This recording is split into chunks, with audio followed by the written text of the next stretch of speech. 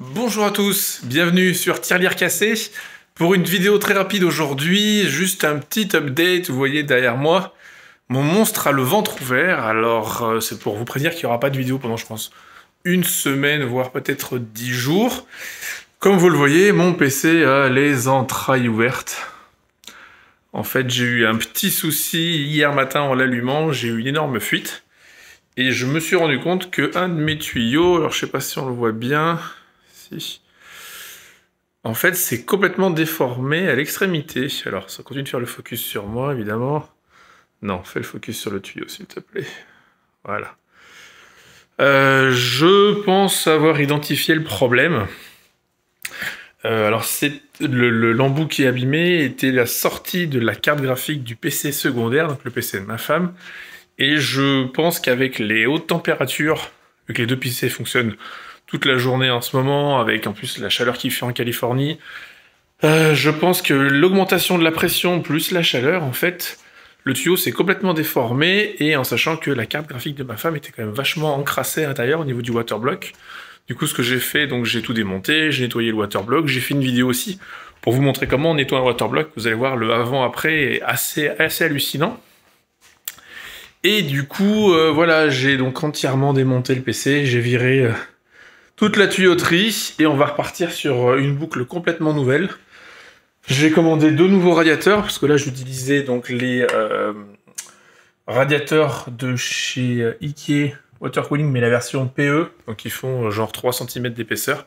Donc là on passe sur du Thermaltake, comme celui-ci, où ça fait donc 64 mm d'épaisseur, donc 6 cm et demi, donc on double l'épaisseur de refroidissement. Donc, et en haut, ici, j'avais donc un 280, donc 2 x 40, 2 x 140, mais pareil, la même épaisseur de chez Corsair. Et du coup, on va passer donc sur un 360, 64 mm d'épaisseur. Donc deux nouveaux radiateurs à l'avant, cet énorme radiateur ici en haut, ce sera tout du Thermaltake. On garde la même marque pour tout, pour garder les mêmes matériaux à l'intérieur, pour éviter au maximum la corrosion. Et on va passer aussi en ventilateur push-pull. Donc là, j'étais juste en push. Et là, on va avoir des ventilateurs de chaque côté. Donc j'ai commandé 18 ventilateurs. Je vais virer aussi les ventilateurs de chez Corsair. Donc j'ai des Corsair dans tout le boîtier. C'est du Corsair, mais le problème des Corsair, si je vous fais faire un tour par l'arrière, c'est le nombre de câbles. Il y en a une quantité effroyable. Il faut utiliser donc les Corsair Commander, donc ces boîtiers là, donc j'en avais deux, et il faut utiliser également donc les petits boîtiers pour le RGB, et j'utilise pour avoir la gestion de la vitesse en plus ces petits répartiteurs qui permettent de gérer donc le PWM, donc la vitesse des ventilateurs gérée par la carte mère. Donc j'avais encore 3 petits boîtiers comme ça, donc c'était vraiment n'importe quoi à l'arrière. Du coup j'ai acheté donc que des ventilateurs neufs, on va passer que sur du 120. En push-pull de partout, donc RGB aussi, mais avec la particularité que voilà, ils sont gérés par une télécommande, donc je peux gérer la couleur et je peux gérer la vitesse des ventilateurs de manière totalement indépendante du PC, donc ça sera un plus. La question aussi de savoir si je fais une seule boucle ou deux boucles. Aujourd'hui, je pense faire une boucle pour le PC de ma femme, donc un réservoir avec sa pompe qui alimente sa carte graphique, son CPU, et qui passe dans le gros réservoir, donc qui sera en haut. Et une boucle pour mon PC, donc qui passera donc dans les deux réservoirs de devant, mon CPU et ma carte graphique. Où je continue à garder mes deux pompes en série comme elles l'étaient avant. Tous les tests qu'on voit sur internet, il y a deux personnes surtout qui ont fait des tests ultra poussés, où ils ont comparé donc une seule pompe, deux pompes en série, deux pompes en parallèle, pour voir un peu les bénéfices. Et sur une boucle compliquée comme la mienne, d'avoir deux pompes en série, c'est bien, déjà en termes de redondance, s'il y en a une qui lâche, la deuxième prend le relais. Mais surtout quand on a vraiment des contraintes énormes, parce que la boucle est ultra complexe, ça permet d'envoyer plus de pression, parce qu'ils se sont rendus compte que deux pompes, c'est 2 fois plus de pression lorsqu'elles sont en série. Alors j'espère que cette vidéo bouge pas trop, que je vais pas vous foutre la gerbe. Je vais essayer de rester stable, regardez, je vais même m'asseoir, ça c'est encore mieux, comme ça j'arrête de bouger. Donc ouais, pour essayer de régler ce problème de pression, donc je pense que pression plus chaleur, très haute chaleur, parce que le PC était quand même très chaud, sont responsables du coup de la déformation de ce tube et de la fuite. Heureusement, quand je l'ai allumé, j'ai vu que voilà, un des réservoirs se vidait immédiatement. J'ai pu tout arrêter pour limiter les dégâts. Du coup, je l'ai entièrement démonté, entièrement nettoyé. J'ai nettoyé tous les waterblocks. Donc ça permet de faire un peu de la maintenance, hein, parce qu'un waterblock, normalement, ça se nettoie chaque année, puisqu'il y a quand même beaucoup de résidus qui se mettent à l'intérieur. Et le liquide, pareil, normalement, se change chaque année. Donc c'est l'occasion de le faire. Et donc vous voyez, en plus, il y a les pieds, qui ont fait beaucoup polémique sur Internet. Parce que j'utilise ce boîtier comme pied de bureau, hein, et vous voyez, ça risque rien. Regardez là où c'est posé, ça ne s'est absolument pas déformé, il faut vraiment appuyer comme un bœuf. C'est de l'acier, c'est un Godzilla ce truc. Et du coup aussi ce que je voulais dire, donc et je vais rajouter, j'ai commandé aussi donc 2 valves anti-pression que je vais poser donc sur le dessus des 2 radiateurs. Parce qu'au niveau des bouchons de radiateur, donc on a une entrée donc où le liquide va rentrer, et on a une deuxième entrée, celle que j'utilise pour faire normalement le plein. Et en fait, je refermerai avec 2 valves anti-surpression, ce qui pourra aider, je pense, à régler ce problème. Parce que c'est impressionnant de voir comme je me remets là. Je vais faire le focus. Si je m'enlève de la caméra, est-ce qu'elle fait focus dessus? Non, c'est impressionnant de voir comme le tuyau est déformé, c'est incroyable. Et vu que tout est du Ikea, c'est de la Supercam, je pense que c'est pour ça que ça n'a pas tout simplement explosé. Donc voilà. Après, donc la carte mère, par contre, du dessous, la carte mère de ma femme était entièrement inondée de liquide. Alors deux choses, le liquide que j'utilise a un très faible taux de conductivité. Ça c'est bien, même si son PC était éteint de toute façon. Mais je vous donne une astuce maintenant, alors ne ragez pas dans les commentaires, c'est une astuce qui est approuvée, qui est validée, que j'ai déjà fait plusieurs fois. Quand votre carte mère ou des composants sont remplis de liquide de refroidissement, il ne faut pas le laisser sécher. Parce qu'en séchant, il peut abîmer, malheureusement, il peut rester des résidus qui empêchent le contact, qu'il est anti-conduction, donc il empêche la conduction électrique. S'il se met entre 2 pattes ou à des endroits où il doit y avoir conduction, il empêche le courant de passer, donc c'est pas le but. C'est de laver, en fait, attention, accrochez-vous, la carte mère à grande eau distillée. Donc avec un bidon comme j'ai là, vous lavez la carte mère avec de l'eau distillée, et immédiatement après, derrière, donc vous la séchez au sèche-cheveux.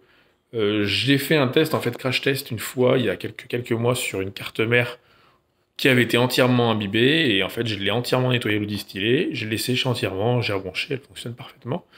Et du coup, j'ai fait pareil hier pour la carte mère de ma femme, donc ça a déjà fonctionné pour moi. Donc je vous le dis, ça risque rien. Par contre, il faut bien tout sécher, et laisser de préférence encore 24 heures derrière, pour être sûr qu'il n'y ait pas d'eau.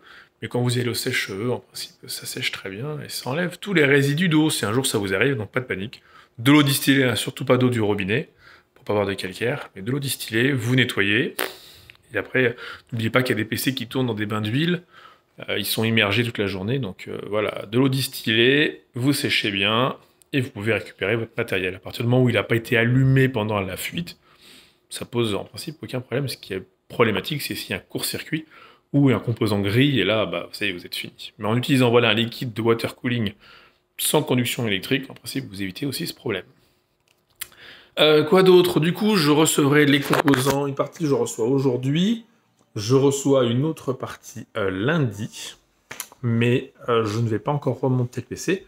Parce que comme vous le savez, jeudi, nous sommes le 17 septembre. C'est la sortie officielle donc des RTX 3080. Les 3090 sortiront le 24 septembre, mais le 17, voilà, sortent les 3080. Donc je vais pas monter mon PC. Jeudi matin, je partirai direction donc Los Angeles chez Micro Center. Alors Micro Center, envoyé, parce que je suis client, donc j'ai un compte, à tous les clients que voilà, les stocks allaient être très limités, qu'il n'y avait pas de réservation du produit possible, et que c'était premier arrivé, premier servi. Un achat limité par personne, etc. Donc je vais tenter ma chance jeudi. Si tout va bien, je vous ferai peut-être un live en même temps pour vous dire voilà, comment ça se passe. Mais je n'irai que s'il y a des modèles références, c'est-à-dire ceux pour lesquels on peut trouver des waterblocks, ou des modèles déjà watercoolés, comme ceux de chez VGA par exemple. Et à ce moment-là, je fais le déplacement. Et j'essaierai d'être là-bas pour l'ouverture, pour essayer de vous récupérer une 3080 et vous en faire un test tout de suite. Voilà. Je pense filmer tout le montage donc, du PC pour vous montrer un peu comment ça se passe. Là, ça fait mal au cœur de voir qu'il y a les entrées comme ça. Il va falloir que je recourbe tous mes tuyaux et tout. Ça va être un bordel pas possible. J'ai recommandé du tuyau. Enfin, si vous voyez tout ce que j'ai commandé, bien sûr du liquide. du tuyau, du nettoyant pour les boucles, de l'eau distillée, les ventilateurs, les valves. C'est infernal ce que j'ai dû commander pour refaire ma boucle, mais voilà, ça fait un moment que je devais le faire. Donc ce sera fait, donc la prochaine vidéo, ça sera donc le nettoyage des waterblocks. Vous allez voir avec un ingrédient tout à fait inattendu, mais qui est le plus efficace. Hein. Si vous regardez là, les deux réservoirs, ils sont comme neufs, ils étaient devenus complètement opaques. Et là, on dirait qu'ils sont tout neufs, et je les ai nettoyés avec cette technique-là, qui va, je pense, vous surprendre, mais qui, voilà, ne coûte rien et ultra efficace. Voilà. Pareil pour le G9, donc je clôt le sujet du G9 parce qu'on me demande encore où est-ce que j'en suis. Pour être tout à fait honnête avec vous, donc on est quoi aujourd'hui? On est dimanche, donc vendredi matin, j'ai commandé le G9 sur Amazon et 2 heures après, j'ai annulé ma commande pour une raison toute simple. Déjà, je suis ultra content du LG. Je le redis, le LG 38 GL950. L'écran est parfait, la dalle est parfaite, 160 Hz ou 175 Hz pour les jeux, si on n'a pas besoin d'avoir trop de texte, je pense que c'est largement suffisant. 38 pouces, on a plein la figure déjà, ça remplit bien le champ de vision. La résolution qui est du 22 dixième, donc très proche du 21 neuvième, donc au niveau des jeux, des ratios, on est impeccable. Et surtout, ce qui m'a décidé, bon, hormis le fait que j'ai très peu confiance en Samsung par rapport au G9, je pense qu'ils vont continuer à avoir des problèmes. Je pense que le produit a un défaut de naissance et qu'il va se le traîner à un moment. Mais c'est surtout le fait que, vu que je stream de plus en plus, enfin, où j'enregistre mes jeux et tout, enregistrer en 32 neuvième, c'est absolument impossible, hein, sinon sur YouTube, on verra rien. Et que si, c'est important de le savoir, si jamais cet écran vous intéresse, si vous changez la résolution manuellement, vous faites une résolution donc personnalisée, par exemple je veux le passer en 3440 par 1440 pour enregistrer mon gameplay en 21 neuvième, ou si je le passe encore plus petit en 2400 ou 2540 par 1440 pour pouvoir enregistrer en 16 neuvième, vous êtes bloqué à 120 Hz. L'écran ne supporte pas les résolutions donc personnalisées à plus de 120 Hz. Et ça, c'est le truc voilà, qui a fini de me convaincre. J'étais prêt à faire le sacrifice de changer de résolution à chaque fois que je savais que j'allais enregistrer mes gameplays.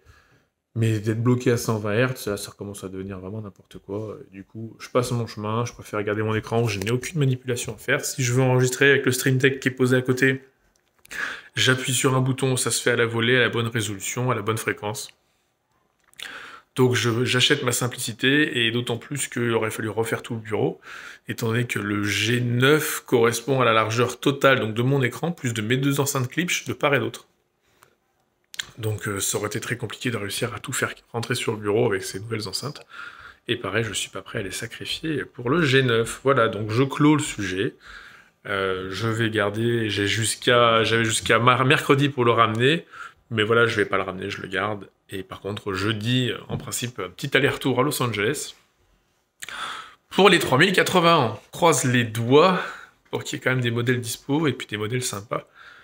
Et voilà, écoutez, je vais m'arrêter là cette vidéo, peut-être 13 minutes, je pensais faire un truc rapide en 3 minutes.